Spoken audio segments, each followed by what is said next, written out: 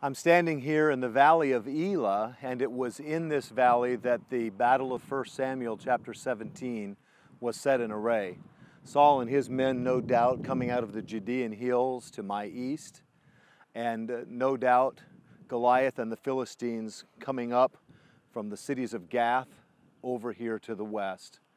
But more than two armies set against one another, there were two gods. There was the false god, and there was the true God of Abraham.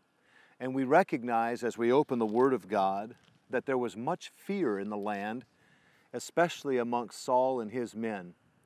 There was what we might call today the paralysis of analysis, just not going into battle for fear of what might happen.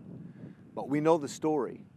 We know that David was sent by his father Jesse to go and bring supplies to his brethren.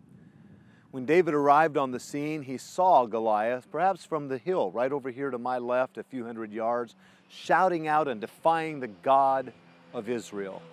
And David looked at his brothers, and the Bible said that he began to ask them, saying, "What shall be done to this man that killeth the Philistine?" And he began to inquire about what was happening. And of course, his older brother Eliab, when he heard this, he was angry, and he said to David, "Why comest thou down hither, and with whom hast thou left those few sheep in the wilderness? I know thy pride and the naughtiness of thine heart."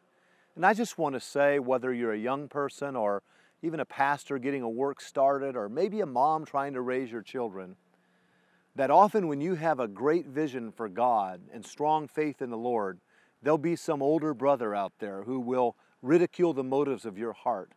But David would not be stopped.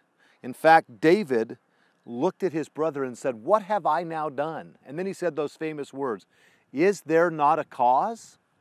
And with that in his heart, he went to a stream just down the way, and he found those stones. And David, with a heart full of faith, walked towards that giant, screaming out threatenings against the God of Israel.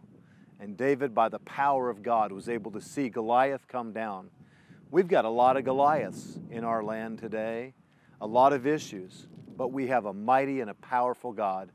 And by the grace of God, may we step out and say, there is a cause, and I will do what God has called me to do in standing in the way, standing in the valley of Elah, and answering His call and fulfilling the cause of God in my life.